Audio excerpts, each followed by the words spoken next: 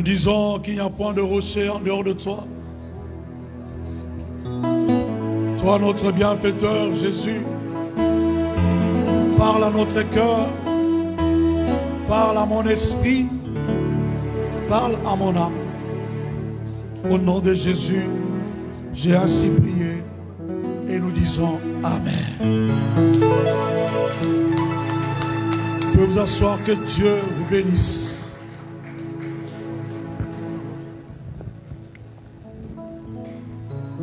Alléluia. Oh, est-ce que quelqu'un peut me donner un bon amen? Alléluia. Regarde quelqu'un. Dis-lui, Dieu est bon. Est-ce que tu as regardé quelqu'un, tu lui as dit Dieu est bon? Alléluia. Vous savez, depuis un certain temps, ça peut paraître bizarre, hein? Depuis un certain temps, je suis en train d'expérimenter les bontés de Dieu. Parce qu'il y a une chose, on ne pourra jamais. Est-ce que tu peux dire avec moi jamais? Non, dis-le bien avec beaucoup de fierté. Jamais. Voilà, on ne pourra jamais s'habituer avec Dieu. Dieu nous étonnera chaque jour. Vous savez, il y a des choses, avant, je ne prêtais pas attention. Je disais, c'est normal, Dieu le fait. Alléluia. Je disais, c'est normal, Dieu agit comme ça. Mais, depuis un certain temps, je commence à considérer. Oh, est-ce que quelqu'un entend ça? Parce qu'avant, j'ai regardé. Je voyais. Mais depuis un certain temps, j'ai changé ma façon de regarder. Je commence à considérer. C'est-à-dire, je regarde et je cherche à faire sortir le bienfait de Dieu dans cette chose-là. Et lorsque j'arrive à faire sortir le bienfait de Dieu, cela m'épate. Alléluia. Vous savez, un jour, j'étais en train de regarder les arbres. On a tous l'habitude de voir les arbres, n'est-ce pas? Alléluia. Oh, vous me regardez bizarrement, c'est ma voix qui vous fait un peu... Hein? Ma voix, je suis en train de perdre ma voix depuis un certain temps parce que je dors peu la nuit. Alléluia. Il est important de dormir pendant 8 heures la nuit. Hein? Dormir pendant 8 heures. Quand vous dormez pendant 8 heures, la première des choses, c'est la voix qui part. Alléluia. Le corps vocal devient fatigué. Et c'est ce que je suis en train de vivre. Alléluia. Mais cela ne peut pas m'empêcher de prêcher la parole de Dieu. Alléluia. Alors, lorsque tu regardes les arbres, tu vois les arbres bouger. Tu dis, il y a le vent qui souffle, n'est-ce pas? Lorsqu'on voit les arbres bouger, qu'est-ce que nous disons? C'est le vent qui souffle. Mais depuis un certain temps, je commence à regarder les arbres et je cherche à voir le vent. Alléluia. Je dis, je veux voir c'est comment la main de vent qui touche l'arbre qui le fait bouger. Alléluia. Il faut qu'il y ait un corps pour faire bouger à notre corps. N'est-ce pas? Ça, je suis en train de parler de la physique. Alléluia. Mais sauf que le vent qu'il envoie, c'est qui ordonne au vent de souffler? J'ai regardé dans le livre d'Apocalypse. La Bible me dit qu'il y a 4 anges puissants qui se tiennent de 4 coins de vent. Alléluia. 4 coins de vent. Et cela me pousse à dire Dieu est merveilleux. C'est-à-dire Dieu pourvoit même aux besoins le plus simple, mais le plus important. Ah, il fait chaud, mais Dieu dit je vais souffler pour que les arbres bougent, afin que les gens reçoivent. Alléluia. C'est des petites choses que des fois nous regardons sans considérer. Mais on comprend que Dieu nous aime. Alléluia. Oh, quelqu'un peut dire Dieu m'aime. Cherche pas à voir le bienfait de Dieu dans de grandes choses, tu ne trouveras pas. Regarde dans de petites choses. C'est là que tu diras Dieu est bon. Pendant que nous sommes ici avec des arbres, il y a un coin dans la terre, il y a un coin de la terre qui cherche même un petit arbre poussé. Alléluia. Ils sont obligés de vivre avec beaucoup de tuniques, se couvrir pour empêcher que la chaleur brûle leur peau. Alléluia. Mais regarde comment Dieu sait faire les choses. Dieu t'a planté dans un coin de la terre où il fait beau vivre. Alléluia. Même pour ça, tu ne peux pas dire merci Seigneur. Alléluia. Lorsque tu commences à chercher, ouais, mais moi je suis malade, mais comment je ne suis pas guéri? Moi je souffre comment? Mais pendant qu'il y a quelqu'un dans un coin de la terre, il a envie d'être malade comme toi. Au moins être dans un coin de la terre où il fait beau vivre. J'ai entendu quelqu'un dire, si je pouvais avoir la diabète pour avoir le papier. Est-ce que tu entends ça? Si je pouvais avoir la diabète pour avoir le papier, pendant que toi tu en as, tu n'as fourni aucun effort. Mais tu te plains, Seigneur, comment ma situation? Comment ma situation? Mais si Dieu aujourd'hui te dit, bon, écoute, on va échanger. Je vais donner ta maladie à une personne. Et toi, je te prive de papier, mais tu restes en bonne santé. Alléluia. Regardez, le bienfait de Dieu, ne le cherche pas dans l'argent, tu ne le trouveras pas. Le bienfait de Dieu, ne le cherche pas dans la nourriture, tu ne le trouveras pas. Le bienfait de Dieu n'est pas loin de toi. Le bienfait de Dieu est avec toi. Il y a des gens qui te regardent, qui t'envient.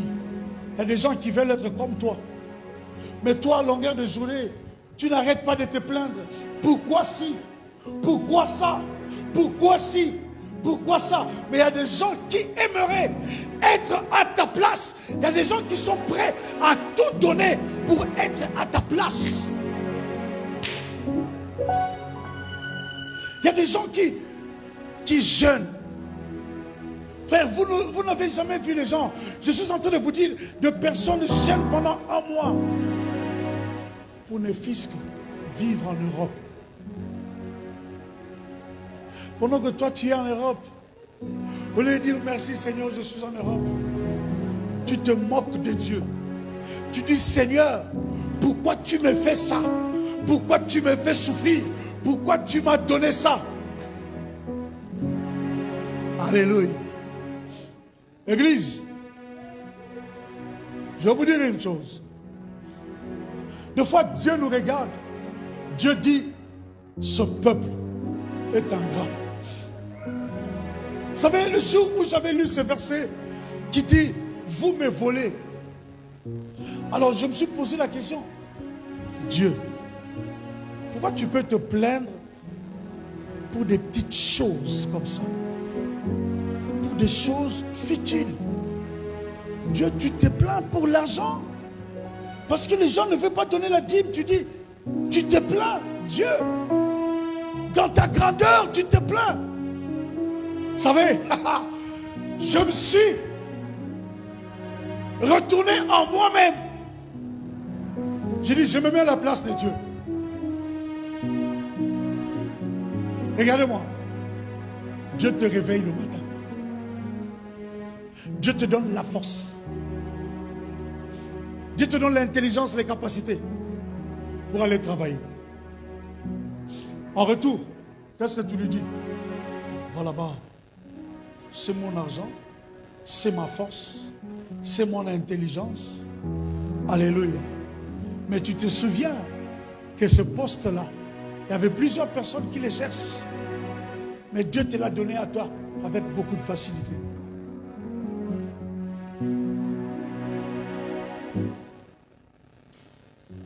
Excusez-moi, papa Robert, je vais le dire, je vais prendre ton témoignage parce que ça m'édifie, mais d'une manière que tu ne peux pas comprendre. Être à l'hôpital pendant que le médecin dit les poumons sont abîmés. Il dit abîmé, tout ça. Et nous sommes en train de prier. Nous entendons de telles choses. Ça n'encourage pas. Oh, alléluia. Ça n'encourage pas, ça décourage.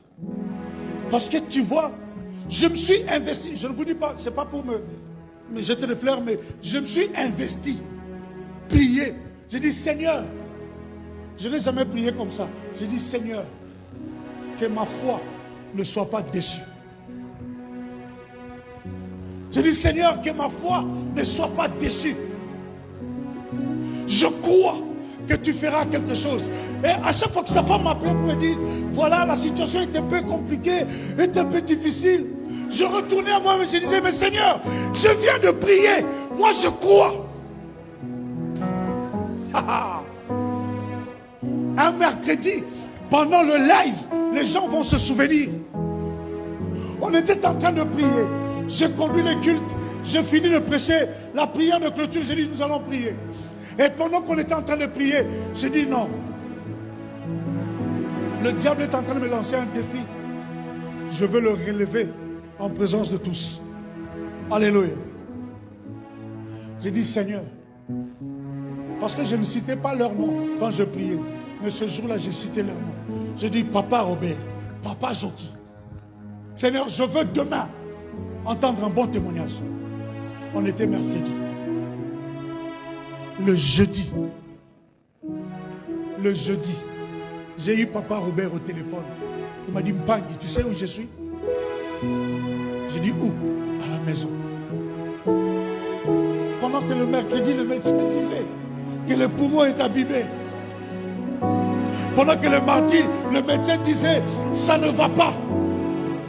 Mais le jeudi, il se retrouve à la maison. Et je lui ai posé la question, mais comment cela s'est passé? Il me dit, mais le médecin lui-même me dit, non, monsieur Zola, bon, demain tu pourras rentrer à la maison. Il dit, c'est une blague ou bien? Alléluia. Parce que même lui, dans sa tête, le médecin a inculqué cette mentalité-là. Écoutez, Dieu est plus intelligent que l'intelligence humaine. Au même moment, maman Elvie va m'appeler pour me dire, papa Joki est à la maison. Je dis, non, c'est pas possible. C'est pas possible. Écoutez, vous savez, deux fois, je me tiens devant Dieu, je me dis, qu'est-ce que je t'ai donné moi? Qu'est-ce que je t'ai donné? Je regarde, qu'est-ce que j'ai donné à Dieu pour vivre de telles choses? Qu'est-ce que je donnais à Dieu? Vous savez, des fois, tout en étant ce que je suis, mais des fois, je m'affaiblis aussi. Je dis, Seigneur, je ne vois rien. Seigneur, ça commence à devenir un peu compliqué. Posez la question. Elle vous dira. Pendant que Papa Robert et Papa Joki étaient à l'hôpital, j'étais mal en point. J'avais peur de décrocher mon téléphone. Alléluia. Et avant cela, il y avait Papa Nzouzi à l'hôpital. J'ai dit, mais Seigneur, le 2 vagues passées, l'église était bien. Mais qu'est-ce que tu veux m'enseigner? Alléluia. Et je regarde, si aujourd'hui je vous regarde tous, je dis, le Seigneur est bon. Le Seigneur est bon. Covid est entré. Covid a circulé. J'étais devenu à la fois pasteur, médecin, pompier. Vous voulez.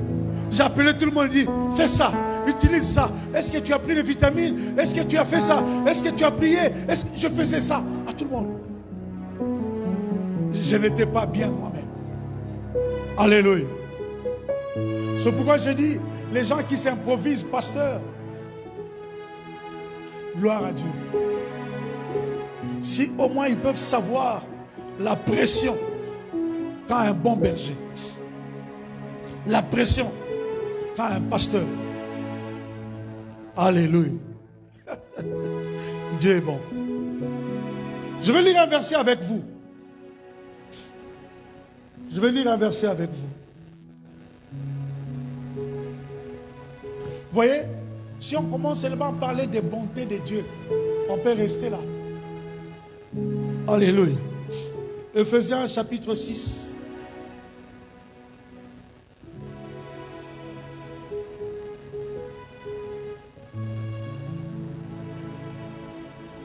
Dixième verset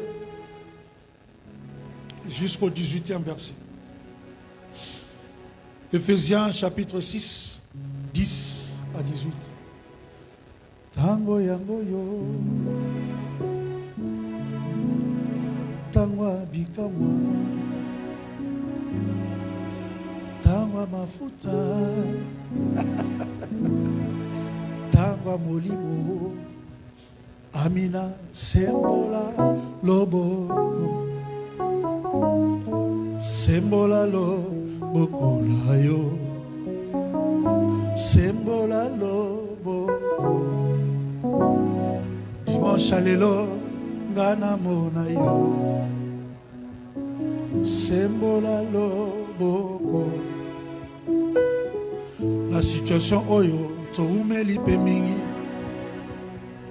Tu es le oui et la mer. Oui et la mer. Mais oh. Nani, nani, nani. Nani, nani. Nani akufa. Ponga nazwa bomo ya sika. Nani amona pasi. Ponga nazwa ngolu.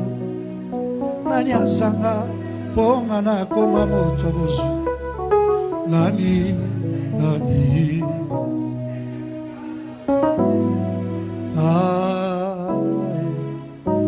La Bible dit ceci, 10e verset. Au reste, fortifiez-vous dans le Seigneur et sa force. Et par sa force plutôt toute puissante. Revêtez-vous de toutes les armes de Dieu afin de pouvoir tenir ferme contre les ruses du diable. Tu as vu contre les ruses du diable? Car nous n'avons pas à lutter contre la chair et le sang, mais contre les dominations, contre les autorités, contre les princes de ce monde des ténèbres, contre les esprits méchants dans les lieux célestes. C'est pourquoi prenez toutes les armes de Dieu afin de pouvoir résister dans le mauvais jour et tenir ferme après avoir tout surmonté. Tenez donc ferme. Ayez à vos reins la vérité pour ceinture. Revêtez la cuirasse de la justice. Mettez pour chaussures à vos pieds les ailes que donne l'évangile de paix. Prenez par-dessus tout cela, le bouclier de la foi avec lequel vous pourrez éteindre tous les traits enflammés du malin. Prenez aussi le casque du salut et l'épée de l'esprit qui est la parole de Dieu. Faites en tout temps par l'esprit toutes sortes de prières et de supplications. Veillez à cela avec entière persévérance et priez pour tous les saints. Parole du Seigneur.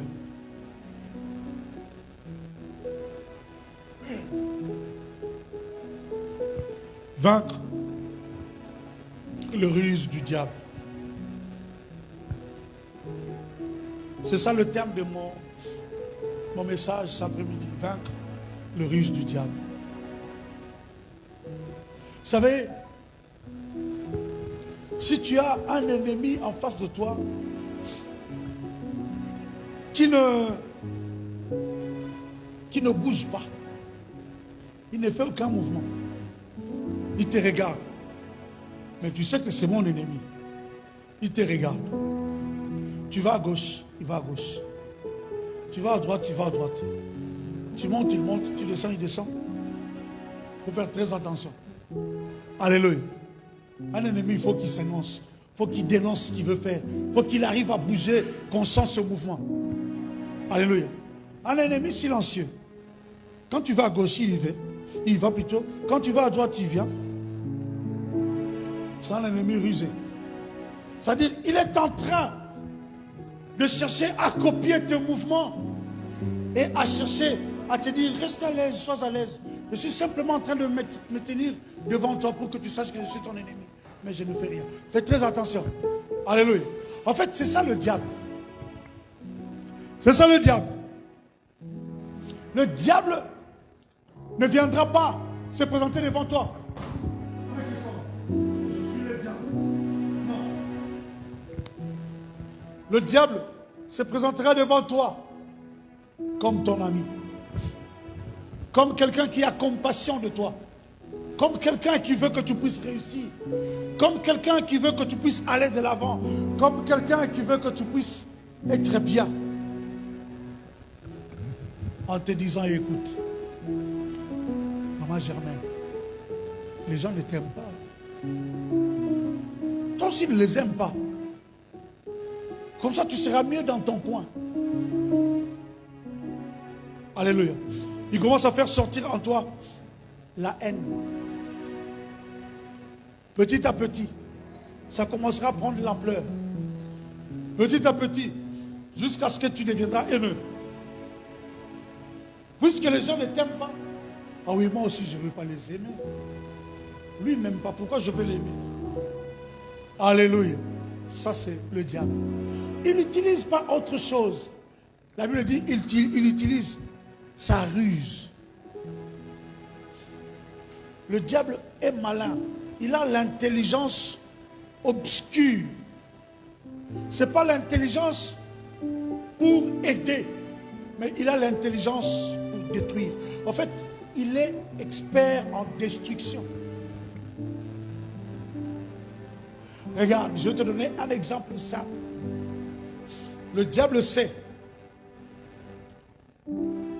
que si tu fais ce que tu veux faire là, ça va causer ta perte. Mais le diable viendra comme un gentilhomme dans ta tête. Comme si c'est toi qui étais en train de penser. Et il te dira, écoute, mais de toutes les façons, c'est toi qui gères la comptabilité de ton entreprise. Personne ne connaît les comptes, personne ne connaît rien. D'ailleurs, ton chef, quand il arrive, il te dit quoi? Oh, écoute, moi, ces choses-là, je ne comprends pas. Dis-moi qu'est-ce qu'il y a et puis c'est bon. Il ne connaît rien. Donc, tu peux aussi les dribbler. Et toi, tu dis, ah oui, en plus, j'ai besoin de 4 000 € pour des travaux à la maison. Donc, si j'ai fait ça, ben, c'est pour aider ma famille. Alléluia. Tu vois comment le diable fait des choses. En plus, l'église a besoin. Donc, je peux prendre aussi 1 000 €. Je donne à l'église. C'est un bienfait. Alléluia. C'est ça le diable.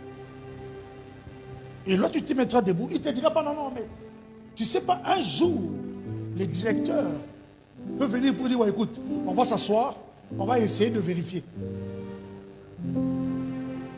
Ça, il ne te dira pas. Il te dit, le directeur, c'est son habitude. Et les jours-là, tu le feras. Et qu'est-ce qui va arriver par la suite? Le directeur viendra s'asseoir avec toi. Il dit, allez, Jeff, on va s'asseoir. On va commencer un peu à voir les choses, comment ça évolue. Et c'est là que les choses deviennent compliquées.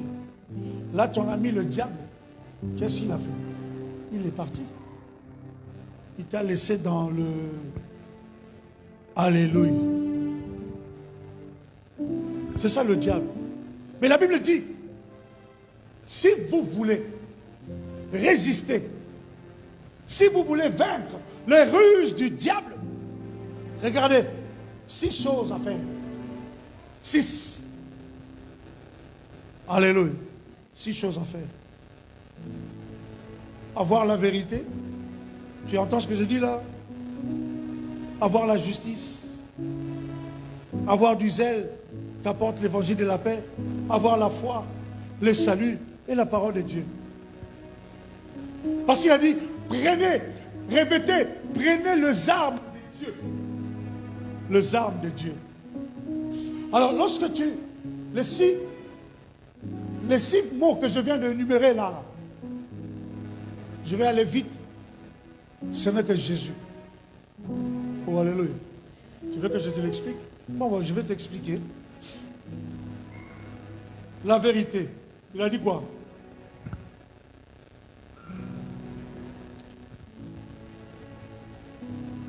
Le verset 14 dit, tenez donc ferme, ayez à vos reins la vérité pour ceinture.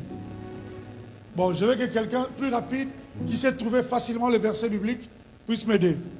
Jean 14, 6. Une deuxième personne trouve Jérémie 11, 20. Une troisième personne trouve Apocalypse 19, 13. Voilà. Amen. Hein. Oh, est-ce qu'on écoute? On écoute.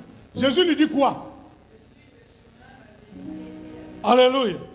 Jésus lui dit, moi Jésus, merci maman, je suis le chemin. Je suis la vérité. Et je suis aussi la vie. Donc moi-même je suis, et le chemin, c'est moi. La vérité, c'est moi. La vie, c'est moi. Est-ce que tu as entendu là? La vérité, tu as entendu la vérité? Ok, on y va.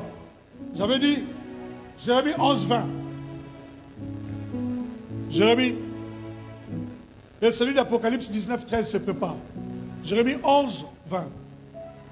Ah, il est où Jérémie 11, 20? Merci maman. Alléluia.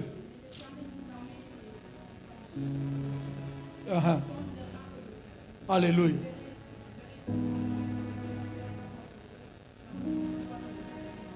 Merci. La Bible dit, l'Éternel est le juste juge. C'est-à-dire, son jugement est dans la justice. Alléluia. Son jugement est juste. La Bible dit dans le verset 14, revêtez la cuirasse de la justice. Alors, cuirasse ici, souvent les gens cherchent cuirasse, simple, gilet pare-balles. Alléluia. Cuirasse, c'est l'ancêtre de gilet pare-balles. Les soldats romains le portaient pour ne pas recevoir les flèches ou les lances de l'ennemi ou les épées de l'ennemi. Donc, mettez sur vous. Pourquoi on met le gilet pare-balles? Pourquoi les militaires mettent le gilet pare-balles? Est-ce que vous savez ça? Pourquoi ils le mettent? Bon, quelqu'un va me dire, on n'est pas militaire, donc on n'a pas... Alors ça, c'est une façon de fuir la réponse. On n'est pas militaire, on n'est pas policier, donc on ne sait pas... En fait, quand tu regardes ton corps, Quand tu regardes ton corps, ce n'est que là que tu as tous les organes vitaux. Alléluia. Ou s'il est touché, le pronostic vital peut être engagé. Alléluia. C'est pourquoi ils font quoi? Ils mettent un gilet pare-balles qui protège le torse et le dos. Alléluia. Et la Bible dit, votre gilet pare-balles doit être la justice. Soyez juste. Et le risque du diable ne va pas vous atteindre. Apocalypse 13, Apocalypse 19, 13. La Bible dit, je ne lis pas Apocalypse, mais je dis que quelqu'un prépare Apocalypse 19, 13. Je continue sur Éphésiens, je suis dans le verset 15. Mettez pour chaussure à vos pieds, mettez pour chaussure à vos pieds le zèle que donne l'évangile. Chaussure à vos pieds les ailes qui donnent l'évangile de paix. C'est-à-dire quoi? Les ailes. Les ailes, si je peux te l'expliquer, c'est l'enthousiasme. C'est-à-dire la capacité de faire les choses pour plaire. C'est-à-dire, ça encourage. Je vais encore aller plus loin. cette capacité émulatoire, c'est-à-dire quelqu'un qui vit dans l'émulation, concurrence, mais dans le bon terme. Vous voyez? C'est-à-dire l'évangile de paix donne un certain zèle qui pousse les gens à parler, qui pousse les gens à agir pour Dieu, qui pousse les gens à œuvrer pour Dieu. Apocalypse 19. Oui.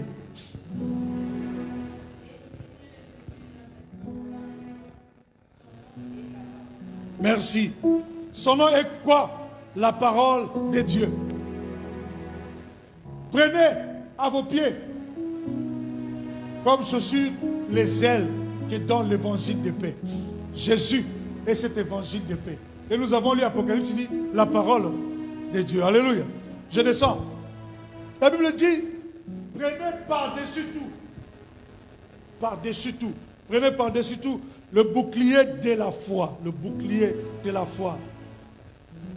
Vous avez déjà regardé le film où il y a des gladiateurs, pas souvent des gladiateurs, oui, le film romain où il y a des guerres, des films qui parlent des histoires de 1800, la guerre. Ouais, ils venaient en guerre avec des boucliers comme ça. Une espèce de... Il n'y en a pas ici. Voilà. Je parle aux jeunes. Bouclier. Vous voyez la police quand ils arrivent, non? La police qui gère les émeutes, il vient avec une espèce de plastique. C'est écrit police. Quand ils avancent, ils tapent dessus. Alléluia. C'est ça, bouclier. Et la Bible dit, prenez par-dessus tout le bouclier de la foi. Que la foi soit votre bouclier. Alléluia. Là, je pars vite pour laisser parler de Jésus et je vais revenir. C'est-à-dire le bouclier de la foi. C'est-à-dire quoi? C'est-à-dire que la foi demeure votre protection. Romains 10, 17. Romains 10, 17. Et quelqu'un me prépare Jean 11, 25. Romains 10, 17.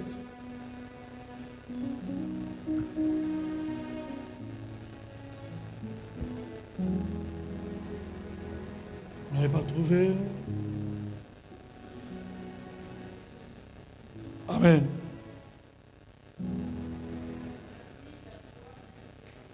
Et alléluia. Ainsi la foi vient de ce qu'on entend. Et ce qu'on entend vient de la parole de... Au commencement était la parole. Et la parole était avec Dieu. Et la parole était... Voilà. Donc, cela veut dire quoi? La foi vient de Jésus. Ouais, c'est quelqu'un entend ça. La foi vient de la parole de Jésus. La foi vient de Jésus. Qu'est-ce que le prophète veut nous dire là? Tu vas comprendre. Jean 11, 25, tu l'as préparé déjà? La Bible dit ceci. Prenez aussi le casque du salut. Le casque du salut. Pourquoi le casque du salut? Vous pouvez dire le casque de la justice. Parce qu'en principe, c'est là qu'on réfléchit sur la justice. Hein? La justice, c'est pas ici. C'est là. Mais pourquoi ils ont dit casque du salut? Salut, on pouvait dire là. Penser le cœur. Hein? Mais pourquoi ils disent casque du salut? Parce que quoi? Lorsque l'ennemi veut déstabiliser ton salut, il ne viendra pas avec des choses. Il viendra avec la pensée. Alléluia. L'ennemi ne t'attaquera pas. L'ennemi attaquera ta vie qu'avec la pensée. Alléluia. Je veux que quelqu'un comprenne que le diable, lorsqu'il vient vers toi, il ne parle pas aux troisième personne du singulier. Non. Mais le diable te parlera aux premières personnes du singulier. Je. Il te parle, mais il dit je. C'est-à-dire, il se met en toi. Mais il se met en toi. Donc le diable te fait comprendre que ce n'est pas moi, c'est toi. Tu vois, quand tu vas agir, c'est toi. Et quand tu réfléchis, lui il te parle, mais il dit je. Oh, je vais me sentir bien. Si je le fais, je vais me sentir bien. Il parle dans ta tête. Et toi, tu as l'impression que c'est toi, mais ce n'est pas toi. C'est le diable qui parle. C'est pourquoi la Bible dit, revêtez le casque du salut. Le casque du salut, lorsque quelqu'un sait que je le salue, il le protégera. Alléluia. Je veux finir pour dire, la fin il dit, la parole de Dieu. Quoi? L'esprit, plutôt, et l'épée de l'esprit qui est la parole de Dieu. L'épée de l'esprit, la parole de Dieu. Alors maintenant, je vais vous expliquer ce que je viens de dire. Tout ce que la Bible dit là, la Bible nous donne que les armes défensives. Alléluia. Une seule arme offensive. Mais toutes les armes sont défensives. Est-ce que vous avez vu ça? Prenez ceinture, la vérité. Pour faire quoi? C'est pour empêcher que le pantalon tombe. Quand tu veux courir, le pantalon est bien serré, tu peux courir tranquillement. Alléluia. Grâce de la justice, c'est pour empêcher que l'ennemi ne puisse t'atteindre, n'est-ce pas? Bouclier de la foi, c'est pour te protéger, n'est-ce pas? Alléluia. Les ailes que donne l'évangile, chaussures, c'est pour faire quoi? C'est pour te permettre de bien marcher, n'est-ce pas? Alléluia. Et après quoi? Le casque du salut, c'est pour te protéger, n'est-ce pas? Contre tous les traits enflammés du diable, contre les mauvaises pensées. 5 armes défensives. Et une seule arme offensive que Dieu te donne, la parole de Dieu, l'épée de l'esprit. Alléluia. Ça veut dire quoi? Le diable a beaucoup de stratégies pour t'affaiblir. Mais il n'a pas beaucoup de protection. Est-ce que quelqu'un entend ce que je dis? Écoutez bien. Le diable a beaucoup de stratégies pour te séduire, pour t'affaiblir. C'est pourquoi les gens qui minimisent l'ennemi tombent dans ses pièges. Le diable a beaucoup de stratégies, mais il n'a pas beaucoup de protection. Alléluia. Je vais te donner l'image. C'est comme si tu es en combat avec quelqu'un. Pendant qu'il est en train de combattre, toi tu fais ça.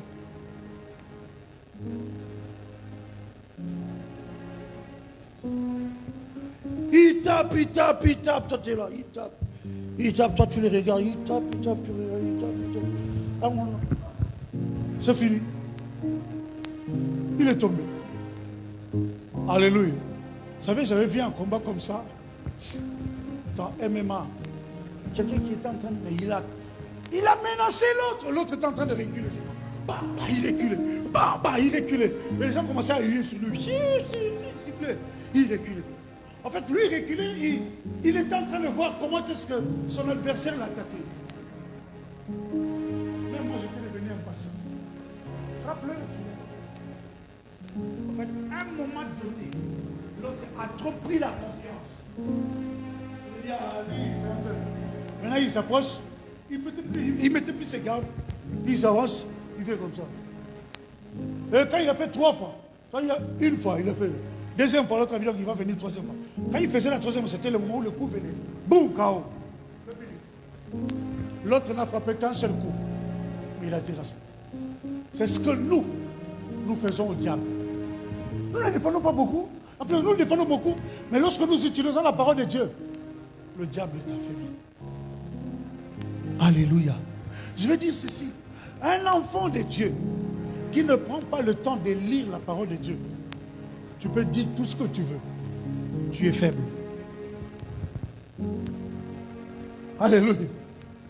Un enfant de Dieu qui fait tout ce qu'il veut, il prie, il jeûne, mais si tu ne prends pas le temps plutôt de méditer et de comprendre la parole de Dieu, ta vie chrétienne, elle est faible.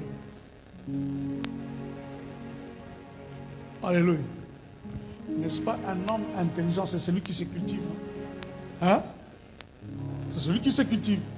Mais l'homme se cultive comment? Il prend la houe, la hache. Alléluia. Cultive général.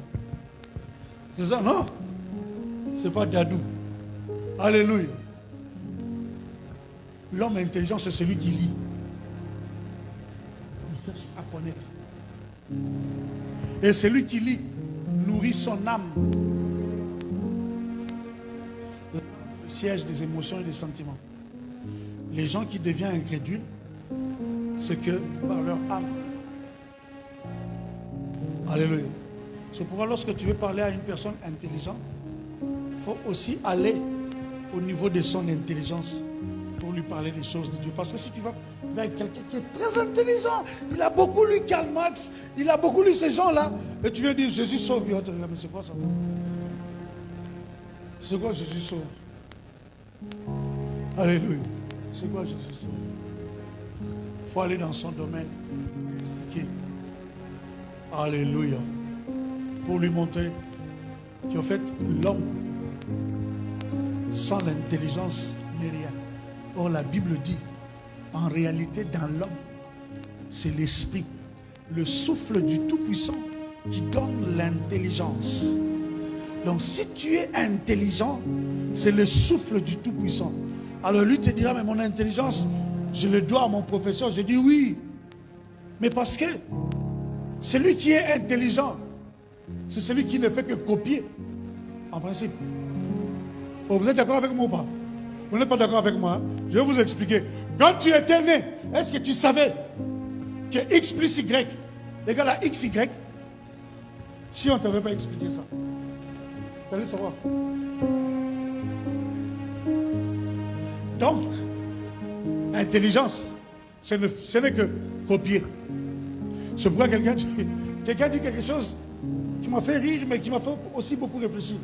Il dit, l'école, c'est l'arnaque. L'école, c'est de l'arnaque. Parce qu'on tue les temps à l'école.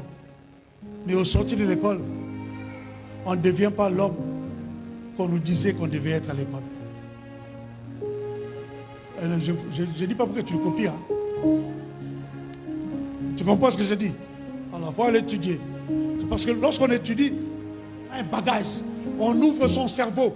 On donne les capacités au cerveau. C'est comme si tu as pris ton ordinateur, tu l'as formaté. Le disque dur de ton ordinateur, tu l'as formaté. C'est-à-dire tu lui donnes encore les capacités. Quand tu vas à l'école, tu es en train de formater ton intelligence. Je parle à quelqu'un. Voilà. Nous ne sommes pas de ces pasteurs qui disent l'école n'est rien, c'est seulement Jésus. Non, non, non. L'école vaut quelque chose dans ta vie chrétienne. Alléluia. Si tu ne vas pas à l'école, tu n'apprendras pas à lire. Et tu ne comprendras pas. D'ailleurs, ce que nous lisons, c'est écrit en français. C'est la langue la plus compliquée et complexe qui existe. Alléluia. Un jour, on était en train de parler avec quelqu'un, il dit, c'est le latin, les latins. Je dis, écoute, ce n'est pas le latin. Parce que dans le latin, tu as beaucoup d'écrivaisons, Commodo, Commodosis, Commodus, tu as beaucoup d'écrivaisons, mais le français, c'est tellement compliqué et complexe que des fois, tu peux te perdre. Alléluia. Je dis, lorsque tu ne connais pas, tu n'as pas la notion, tu ne pourras pas lire la Bible. Alléluia. Voilà qu'il y a quelqu'un qui se présente devant toi et dit, je ferai de vous mes témoins. Tous nous avons été trompés. Alléluia. Tous nous avons été trompés, n'est-ce pas? Témoins, quand on parle de témoins, on dit, oui, nous sommes les témoins, les gens qui ont vu. Mais lorsqu'on a fait le texte original, ne parle pas de témoins. Le texte original parle de quoi? De martyrs. Alléluia. Lorsqu'on n'a pas compris, on est en train de faire quoi? De dérouter le peuple. Demandez, il vous sera donné. Donnez, il vous sera donné. Frappez, l'on vous ouvrira. Cherchez. Et c'est là qu'on vous prend. C'est là qu'on vous tient. Donnez, il vous sera donné. Quand tu viens à l'église, il faut donner. Mais où est-ce que c'est écrit? Donnez à l'église, il vous sera donné. Est-ce que vous avez lu ça vous aussi? Pourquoi vous tombez dans les panneaux comme ça? Donnez, il vous sera donné. Nous sommes arrivés à l'heure des offrandes. Donnez, il vous sera donné. Mais, voilà, je viens de donner mon offrande. Maintenant, je m'assois. Qui me soit aussi d'eau?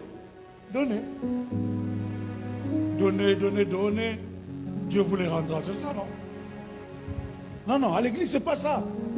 Quand on dit donner, il vous sera donné, ça dit faites du bien à quelqu'un. ce bien-là reviendra. Ce verset se soutient par la Bible dit, jette ton pain à la surface de l'eau. Ça, c'est la folie. Et la Bible dit, tu le retrouveras. Bon, maintenant, si tu n'as pas étudié, si tu n'es pas allé à l'école, si tu n'as pas certaines cultures dans ta tête, tu diras aux gens, qu'est-ce que tu diras aux gens? Allez, à partir de demain, tous, au petit déjeuner, à la scène, on les jette dans l'eau. Et on va attendre demain, le matin qu'on a faim, on va souper. Il est où le pain? Alléluia. En fait, tout ce que nous venons de lire là, parle de Jésus, mais sous multiples formes, pour dire que Jésus nous protège. Oh, est-ce que quelqu'un entend ça? Jésus nous protège. Celui qui fait confiance à Jésus a la protection. Et non seulement il te protège, mais il te donne aussi la victoire.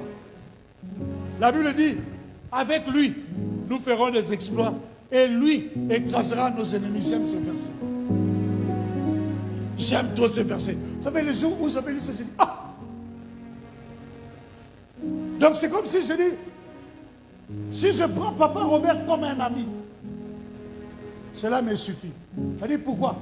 Parce qu'avec lui,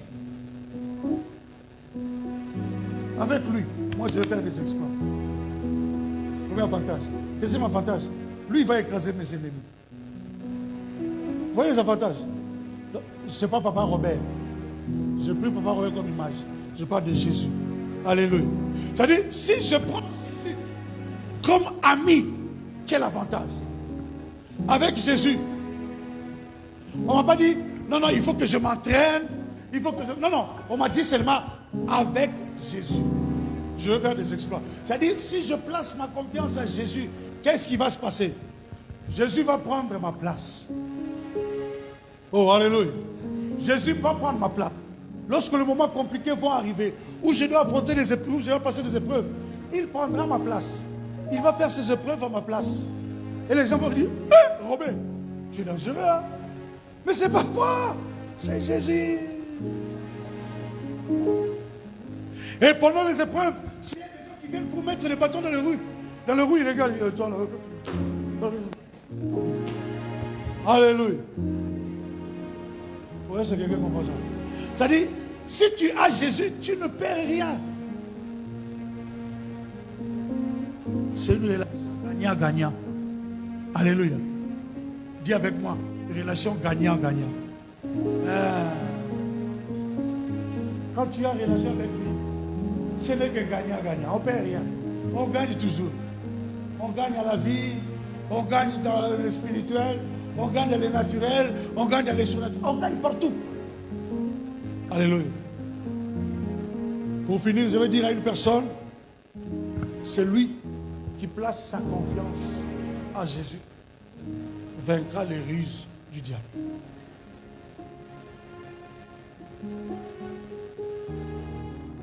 Dans ta journée, quand tu te lèves le matin, tu veux faire quelque chose, tu dis Seigneur Jésus, viens devant. Agis. Travaille avec moi. Même si ce travail-là, tu le fais les yeux fermés, les doigts dans le... Maintenant, commence à associer Jésus. Même si tu sais très bien le faire, maintenant fais quoi? Associe Jésus. Seigneur, moi je le fais très bien. Toi-même, tu sais que je le fais très bien. Mais maintenant, je t'associe. Parce que j'ai compris. Mon très bien là, c'est très faux. Maintenant, je veux qu'avec toi, que je fasse des exploits. Moi, tu sais, je vous donne moi deux fois au travail, au boulot, en train de travailler. Je veux faire quelque chose. Je dis, Seigneur, je veux le faire. Mais je veux qu'en le faisant, quand mon chef passera après, qu'il s'étonne, on dirait qu'il n'a jamais vu quelqu'un le faire. Alléluia. C'est comme ça que je fais des exploits au boulot. C'est comme ça. Alléluia. C'est comme ça que je fais les choses, moi.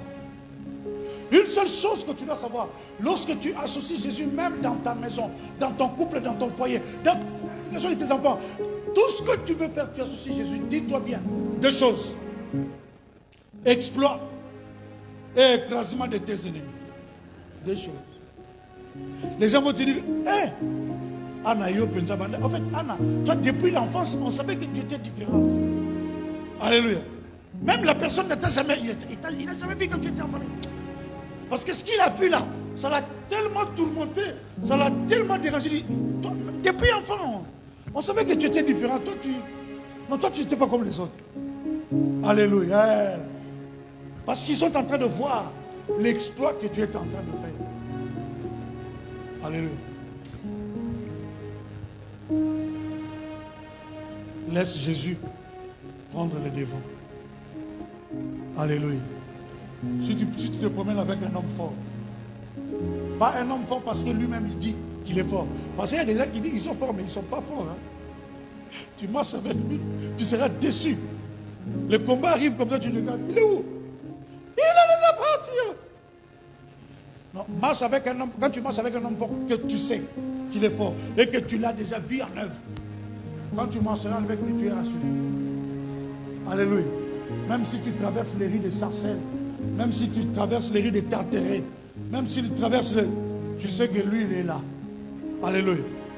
Parce que tu l'as vu en action avec 20 personnes avec des armes. Il les a tous terrassés.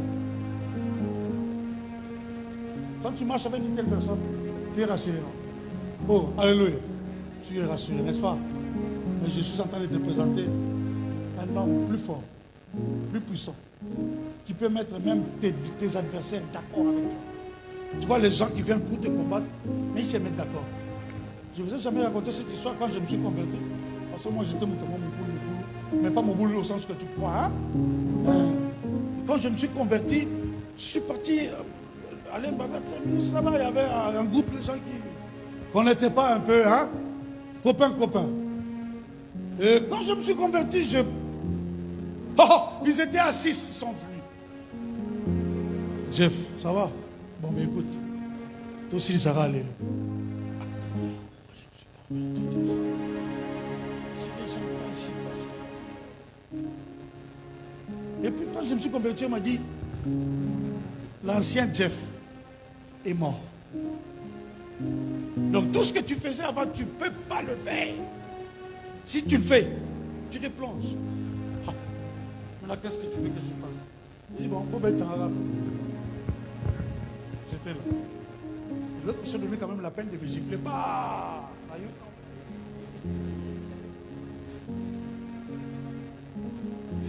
j'ai réfléchi, là qui. Alléluia. Et tu sais ce qui s'est passé? Les 5 autres qui étaient avec lui se sont tournés contre lui. Pourquoi tu l'as giflé? Pourquoi tu l'as giflé? Ils se sont mis à les taper. Lorsque tu marches avec Jésus, Jésus fera que tes adversaires se mettent d'accord avec toi. Les gens qui sont venus pour te combattre, il y en a un qui va quitter. Nous sommes là. Nous sommes venus pour te faire du mal. Hein? Moi, je t'aime bien. Écoute. Alléluia.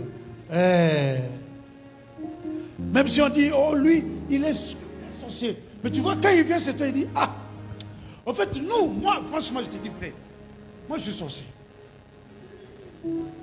Mais je ne suis pas seul. Dans la famille, il y a aussi, et je ne travaille pas moi-même. Hein. Il y a aussi, même dans ton quartier, même, il commence à dire, mais tu sais, même ton ami là, qui vient souvent ici, lui aussi. Mais je te dis, fais attention.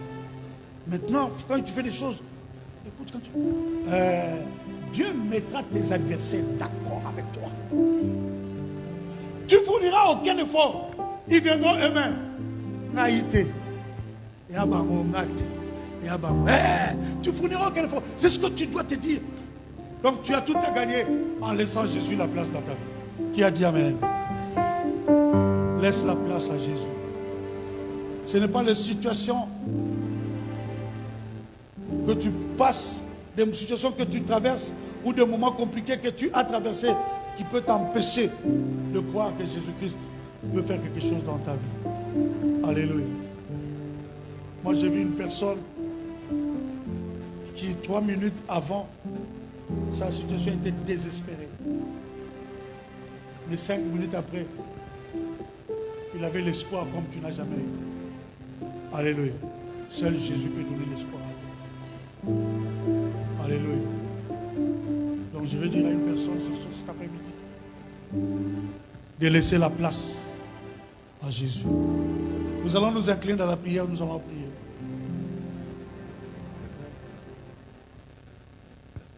Nous allons prier.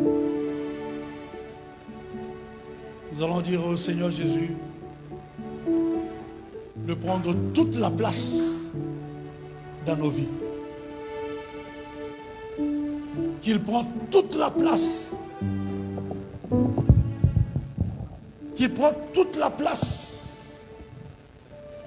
Que lui seul puisse gérer notre vie. Élève ta voix. Commence à prier.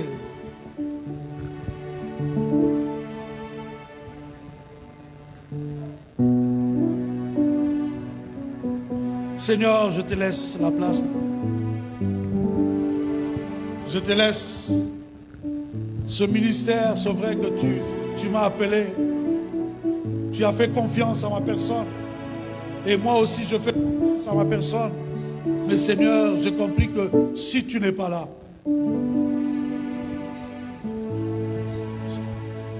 si tu n'étais pas là, si tu n'es pas là, rien ne peut marcher.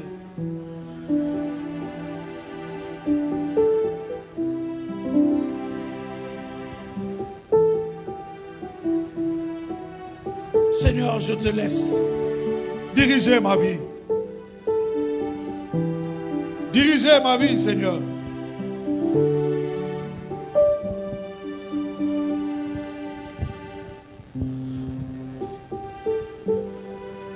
Alléluia. Seigneur, aide-moi. Aide-moi, Seigneur. Dans mon parcours sur la terre, tout peut sombrer. Dans ma marche vers le ciel, tout peut sombrer. Si la peur crée de doute sur ma route, Jésus, sur ma route je chanterai, tu es fidèle. Emmanuel, Emmanuel,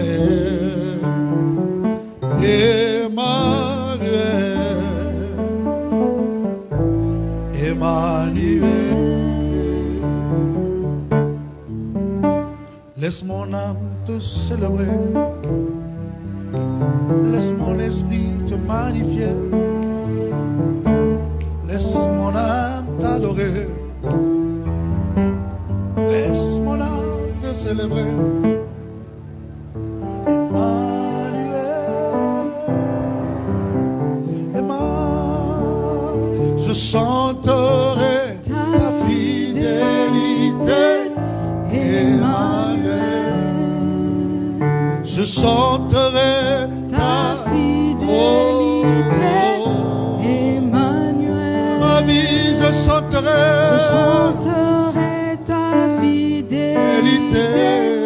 Emmanuel, dans ma marche, je chanterai ta fidélité. Emmanuel, Dieu, t'appelons. Je t'appelle dans la vie de ton peuple. Pendant que nous avons prêché, je sais que tu as touché le cœur.